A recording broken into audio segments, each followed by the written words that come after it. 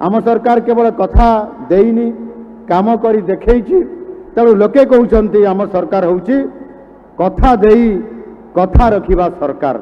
मु कहबा पई चाहे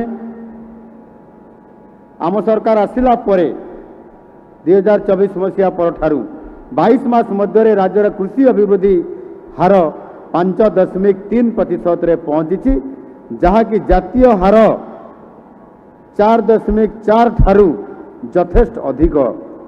यह आम सरकार सठिक नीति चाषी भाई भणी मान प्रति रही प्रतिबद्धतार आम सरकार लोकंर सरकार ये हूँ तार निच्छुक प्रमाण। आम सरकार केवल कथा देनी काम करी देखैछि तेणु लोके कहउछन्ति आम सरकार होउछि कथा देई कथा रखिबा सरकार। चलित वर्ष राज्य में 150 लाख मेट्रिक टन रु अधिक खाद्यशस्य उत्पादन ही एक नुआ रेकर्ड आम ओडिशा सरकार ताकू नुआ रेकर्ड करि पारिछन्ति।